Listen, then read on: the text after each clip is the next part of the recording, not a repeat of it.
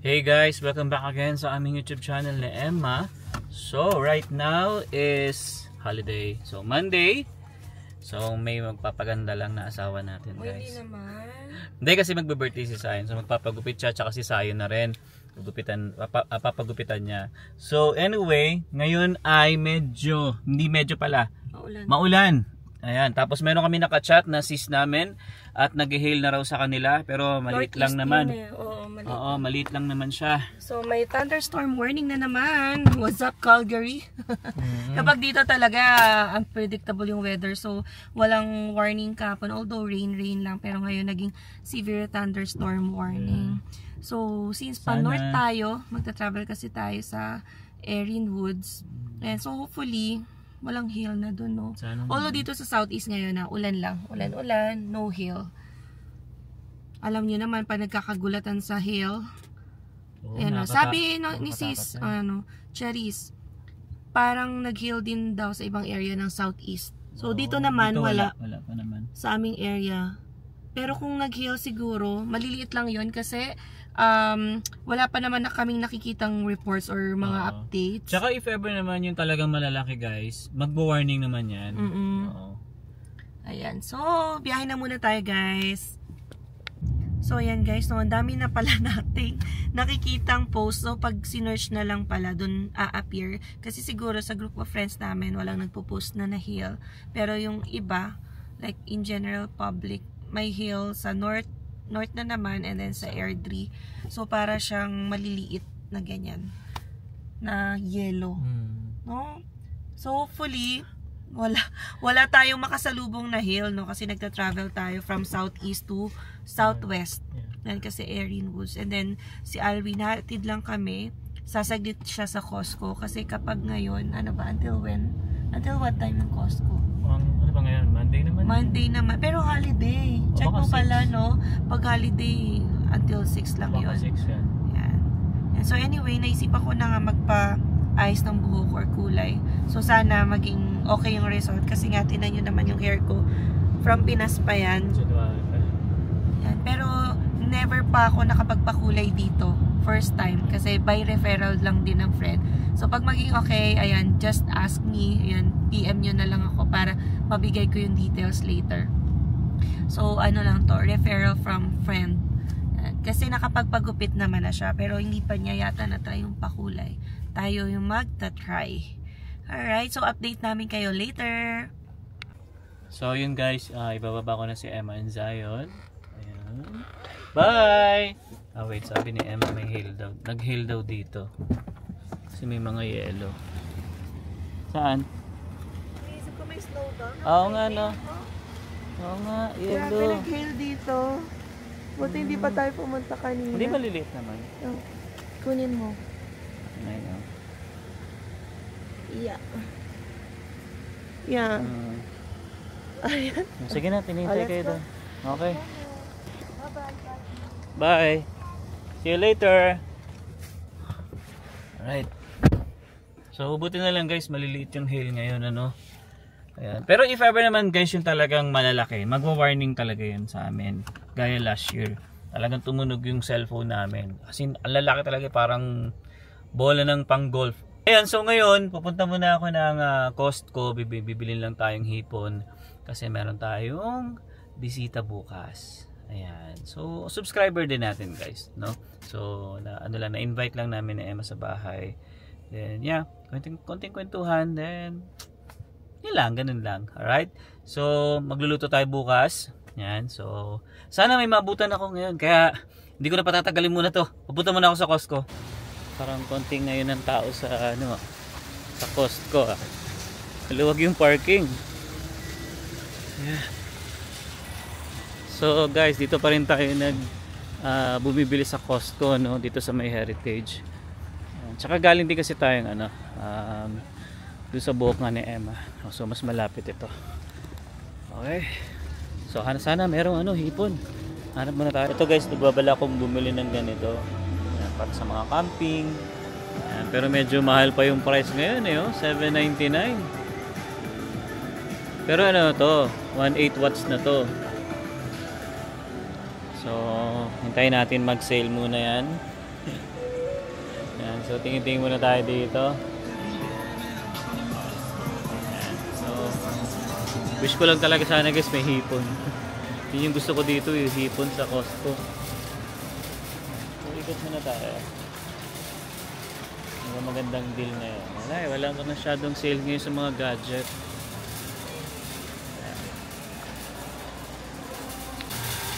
Diretso na tayo dun sa sa mga hipon. Ako, baka parang wala. Kasi medyo malinis yung oh. Naku po, wala ata.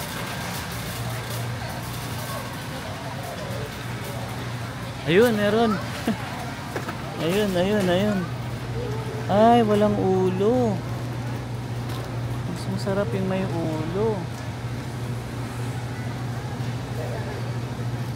Pero okay din naman. Ganito rin naman yun. Pero masarap kasi pag may mga ulo.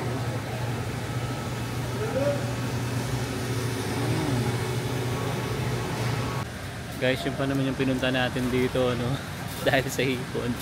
Actually, pwede rin naman siya. Pero mas malasa kasi guys pag may ulo eh. So pag niluto mo, iba yung lasa, di ba? So, sabi ko kay Emma, katatawag ko lang. Sabi ko, balik na lang ako bukas kasi gabi pa naman yung bisita namin, so may chance pa akong bumalik dito bukas. Kung wala man, siguro mag-iiba na lang yung lulutuin natin. Wala gusto ko talaga hipon na may ulo wala, umikot na ako dito. Hindi naman makapagtanong dito, wala lahat talaga ganun So ibang lasa pagka walang ulo. Okay, so ikot lang muna ako siguro kasi wala naman ako ibang bibilin talaga kundi ito lang. Kaya yan, ikot lang siguro, then balik na rin kay Emma. So yun guys, wala tayong nabiling hipon. Ayan, so bali bukas na lang, sabi ko kay Emma, punta na lang ako dito pagkabukas ng ng Costco. And yeah, malapit lang din naman sa bahay ito, kaya sabi ko try ko na lang sadyain bukas ulit. Total wala pa rin naman tayong pasok bukas, pero si Emma kasi meron na. So siguro after, or pwede ko na sigurong ihatid si Emma dito para bukas makabili agad kami ni Zion dito. Alright, so ngayon ay babalik na tayo kay Emma para dun sa kanyang buhok, kasi alam ko 4 hours daw yun. So maghihintay tayo ng matagal, pero okay lang naman, minsan lang naman yan kay Emma. At saka magbe-birthday kasi si Zion, so kailangan. Ayan guys, so tapos na tayo. Tingnan nyo naman yung baby ko, napaka-pogi. Pogi look. Wow, pogi naman yan. Iyok nung iyok, di natapos yung likod. Ayan na. Ganda. Nakulayan na, tapos nagpa-nail polish tayo. Yeah. Mga simple things lang. Sa kotse na natin i-share kung magkano ginastos. Ayan. Grabe ang dilim dun Baby, kung 3 o'clock lang tayo pumunta. Nag-hail. Ayan Shows in the hill. Look may ice. Here. Grabe, mga 10 to 15 minutes daw nag-hail dito. 3 o'clock. Buti yung appointment ko 4. Oo nga, buti. Gusto mo pa maaga. Gusto mo mas maaga sana. Na-hail sana kami. Pero wala naman damage kasi maliliit. Yeah. Come on, Zion. Let's go. Oh, baby dog. Wow. Baby doggy. Why are you crying? Come on. Ayan. Andiyan na kamo. Itchy? Itchy dog kasi mga pinagupitan. Oo, kasi yung buhok niya talaga. Okay. Remove mo na yung jacket mo. Come on.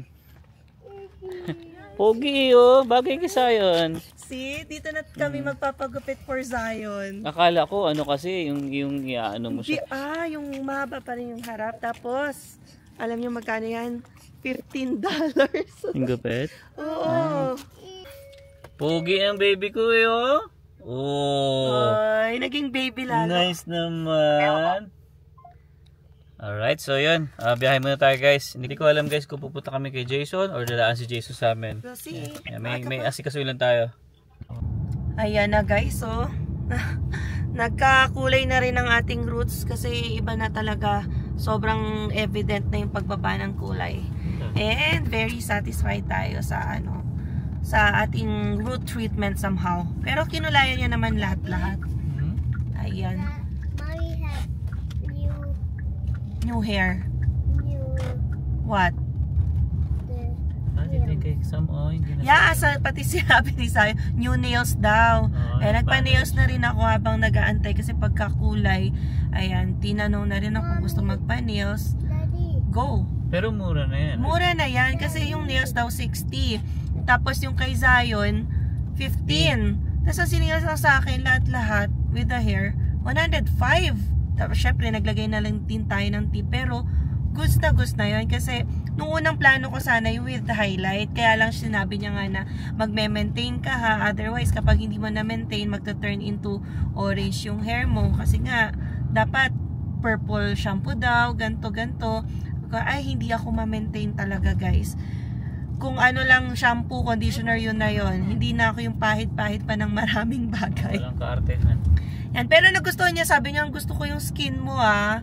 Sabi ko, really? Thank you so much. Kasi daw, with the weather daw dito sa Calgary, hindi daw dry yung face ko. Hindi, sabihin mo na yung totoo, nag-chinchangso ka. Chinchansu. Ayan, so, yun lang naman. And, kung interested din kayo magpagupit yan, just message us.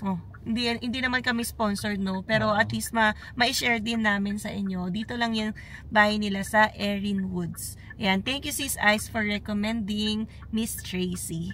Ayan, and ayaw niya pa sana gupitan si Zion kasi sabi niya, pag umiiyak, i-recommend niya na doon sa mga kids na barbershop. Kasi syempre mahirap pa siya gumupit. Noong una, naiuto-uto pa si Zion, tapos maya-maya, nung narinig na yung razor, umiyak na. Doon naman natatakot si Zion. Oo, kasi kung nagpapanik ba siya, akala niya may something mangyayari sa ears niya or head. Pero buti na lang nabigyan ng kung ano-anong chocolate, ng cookies. Pero iyak pa rin. Sakto dumadating si Alvin nung ginugupitan. Akala niya napakataas nung gugupit kay Zion. Ayaw niya pa sana. Oo, kasi nun sa picture kasi kala ko iba barbers mo siya. Hindi. Mahaba pa rin yung harap. Si Zion. Perfect haircut. Maganda. Ayan, naging pogi si Zion. Hindi na yung circle o yung dito, pabao na. Oo, ginistylan niya. Ang galing. Marunong siya na medyo parang fake. Hindi, nakapaskill din naman yung niya. Parang journey course. Nag-course din siya ng hairstylist. So, nakapaskill yung certificate niya. Magaling, diba? So, doon ka na magpagupit. Kasi yung bangs na sinisayan, diba, flat talaga, bagsak. Siya kanya din ini-stylan niya. Diba? Kasi may pinakita ako sa Google. Yes? What? I see the hair now. You see the hair na. So, ito yung pinakita ko. Ay, nawala na, boys haircut. Maganda. So, ito. Kita nyo ba yan? Pogi, diba? Ganyan yung kay Zion. Tapos ginaya naman niya. Pero syempre wala na yung angat-angat. Pero yun yung target. So gusto mo dyan ka na rin magpagupit. Ewan ko lang po sa adult na male Kasi pero sa boys haircut, 15 lang. Pwede naman, oo. Saka malapit lang naman sa atin. Oo, Erin Woods lang yan guys. Kasi ay masaya na ako. Maayos-ayos na ang buhok natin at nakapagpa-nails na tayo. Gusto niya pa nga i-offer din pedicure. Pero okay na yan. Kasi sa shoes din nag-office shoes ako. Masisira lang din. So, maybe next time. Ayan yun ang ating ginawa for this day. Nakapagpa, tayo, ayos ng hair. Kahit si Zion yung mag-birthday. Para maging maayos din naman yung nanay. Kailangan maayos din ng mom. Yes, of course. Yan ang supportive husband. Sa akin, wala naman nang iaayos, kaya okay na yan. Wala iaayos yung daw, hinahunting na yung gumugupit ng hair mo kung buhay pa daw ba. So yung gumugupit dun guys. Buhay pa ako.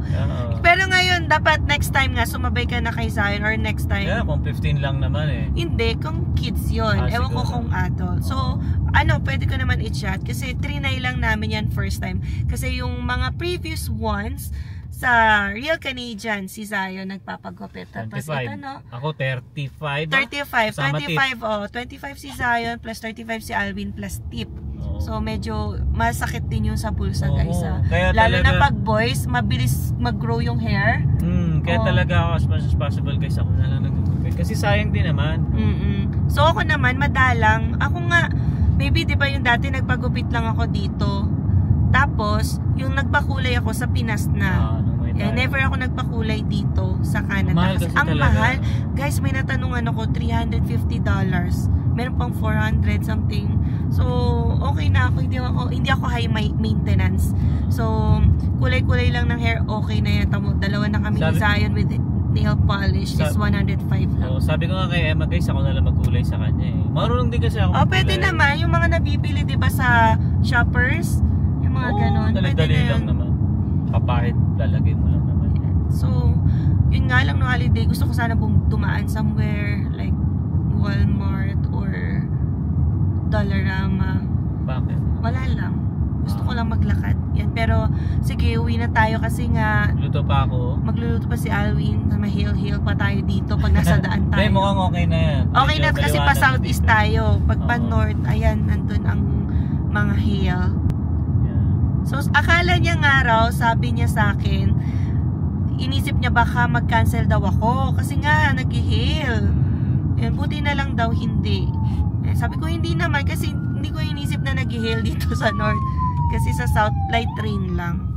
Yan. Ang warning lang naman, severe thunderstorm. Pero alam mo yan, pag may warning na severe thunderstorm, minsan may kaakibat na hill na yun. Yeah, pero hindi katulad kasi last year na nag-alarm talaga yung cellphone natin. Oo, yun ang panic talaga. Ang laki nun, guys. Grabe, no? Talagang basag-basag yung mga bubong dito. Tapos yung mga sasakyan, even yung sa katrabaho ko si Kuya Arnold, Kapag si Mac. ma-visit kayo or mapapadaan kayo sa northeast area, yung bandang pa airport, yan, may mga bahay pa rin na hindi repaired until now. Pero 1 year ago na yon, August 5, tanda natin yung pangyayaring yan. Grabe yon, nagdidiwang tayo ng Taste of Calgary. Oo. Diba? Merong event nun Yeah. na kainan ba sa downtown, tapos biglang wow, ayan na. Paano kaya Alert. yung mga ganyan, ano? Yung mga nagbebenta ng sasakyan, ano? Oo. Di ba syempre nasa labas yan. Tapos biglang nag-hail. Let's say nasa northeast. Oo. Grabe, paano yun? Di lahat sira. Lahat. Hindi mo naman may papasok di lahat yan. lugi ka. Depende kung insured or i-cover yan. So, part of the business talaga. Siyempre, insure mo yung property mo. Parang bahay lang din naman. I-insure mo siya. Kaya dito, nakapapansin mo yung mga dealership dito sa atin. Ayan. May mga bubong sila, di ba? Ay, pakita natin ha. Kasi matadaanan natin yun eh. Doon sa yung Yung malapit sa community na sa atin. na natin. Oo. Pero yan, kitang-kita nyo naman yung ulap. Makakapal pa rin. Doon, no? Doon. Pero better na, Oo, kanina mas madilim yan. Yung kanina nagbabadya pa. Ito parang banayad na siya. Nakakatakot din talaga pag may hail. Lalo yun nga pag wala tayong garahe. Oo. Buti na lang din sa southeast. Pero hindi namin sinasabi na ang southeast safe. Safe. Oo, nagkaka-hail din yan. Nagkaka-hail din. Parang siguro yung frequency lang ba? Mas maano lang, medyo, ano mo na, parang medyo safe pa rin ng konti. Kami rin, syempre, ngayon, worried ka kung magkaroon ng hail sa southeast at wala namang kaming garahe. Ganun pa rin yung worry. So, mas swerte yung may mga garahe. Pero ako, ang gagawin ko doon, Lalagyan mo ng... lalagyan ko ng ano yun, ng kutsyon talaga. Babalutin ko yun. Oo. Tsaka karton mo. Ay, tapos siguro kutsyon. comforter. Yeah, oo. Oo. Tapos babalutin ko. Di ba may pambalot ako sa sasakyan? Kaya sabi ko sa'yo, hindi ko itatapon yun eh. Kasi yung, kasi guys, yung nabili kong cover, ano na yun eh, yung bago kami ng Pilipinas, nagkaroon ng storm dito, medyo napunit yung ibang part niya. So sabi ni Emma, itapon ko. Pero sabi ko, hindi, inaisip ko, dahil nga wala tayong parking, so pwede yun yung pang cover ko if ever lang magkaroon ng hail dito sa bahay natin. So lalagyan ko muna ng kutsyon tapos lagyan ko ng cover para mas safe. Ano, grabe usapang hail. So sa kanina wala pa kami masyado nakikitang posts. Siguro yun nga yung ongoing. Tas nagtingin-tingin na nga ako ng phone. Ay, ang dami nang nagpo-post ng hail. So yung mga kaibigan natin dyan na nasa north banda ay yung mga naka-experience ng hail. And usapang hail, in case nga, since nasa townhouse kami ngayon, no, in case may hail yon, ang magko-cover doon ay yung namin, yung condo board, no? Kasi outside na siya ng house. So, kasi kami, ang ini-insure namin yung interior, yung contents of the house, kung may damage sa loob ng bahay, kami na yon or sagot na ng own insurance namin yon. Pero kapag outside, may binabayaran kasi kaming monthly sa maintenance fee or condo fee. So kung magkaroon ng damage yung aming roof or yung sidings because of hail. Ang mag-aayos niyan ay yung condo board because they handle yung mga money na binabayad monthly, which is yung tinatawag na nating condo fee. So yung condo fee namin medyo may kamahalan. Ito talaga yung isa sa mga nagpapano sa amin dati. Pero syempre when we balance it out, ganun talaga na ang mga bayarin kapag nagtanong ka sa iba't ibang mga communities. So nasa 386 siya monthly. Kasama na din doon yung garbage collection, snow removal, yard maintenance, and everything. Yan. And pati na rin insurance nga ng exterior ng bahay. So at least now, kung may mangyari, yan, covered tayo ng insurance natin sa bahay. And sa car naman, yan, comprehensive. So add-on siya. So dapat siguraduhin na covered din siya ng insurance. Kasi alam niyo naman, ang dami talagang pwedeng mangyari, lalo na yan. Di mo inaasahan magkaka-hail pala ngayong araw. Ayan. So, buti na lang siguro ngayon nag-hail kasi yung iba nagka-camping pa outside. Paano yung nagka-camping tas biglang nag-hail, no? Sira ang tent. Hindi natin masabi. Depende yan sa size. Kung malaki. Kung malaki na nakakasira na ng bahay. Pero yan, maliliit lang eh. Yung nakita nyo naman kanina, maliliit lang. Yan. So, yan, hindi kami inabot ngayon ng hail, thankfully. Yan, praise God. Dito lang siya sa bandang taas ng Calgary and Airdrie. So, ito na guys, yung mga dealership na may cover yung sasakyan, no? Pag sa labas, protected against hail. So, ito, Hyundai. Ito, Nissan. Yung kanina, hindi ko na napansin. Diba? Lahat may cover. Para safe, diba? Parang dito ko lang to nakita, baby, no? Hindi sa north. Or baka, grabe, no? Protected talaga sila. Oo, sa dami pa naman yan eh. Paano kung magkaroon ng hail? Tas brand new pa or whatever. Kahit sabihin mo pre-selling. Pre-owned yan. Pre-owned talaga. Ang mahal yan. Yeah. So yun naman. So yun guys, no, siguro dito na namin natapos yung vlog namin kasi malapit na rin tayo sa bahay. And yan, I think happy na yung asawa ko kasi first time na nagpakulay dito sa Canada. Hindi ako magastos na tao. As in, pag narinig ko 300 yung pakulay, hindi na talaga. Nung ano pa yan, bago pa lang tayo dito no? Sabi mo nung nagtanong ka sa grabe, $300? 400. Bumili na lang ako ng pangkulay. 12,000? Oo. Hindi ko kaya yung magpakulay ng ganun kamahal. Yes. Or maybe next time kapag tumama na tayo sa loto. Alright, hanggang dito na lang muna guys. Maraming salamat sa pagsama ninyo sa aming vlog for today. And yes, sa mga hindi pa po nakasubscribe, please consider subscribing po. And don't forget to click the notification bell para updated din kayo sa aming latest video uploads. So yeah, we'll see you again on the next one. Peace!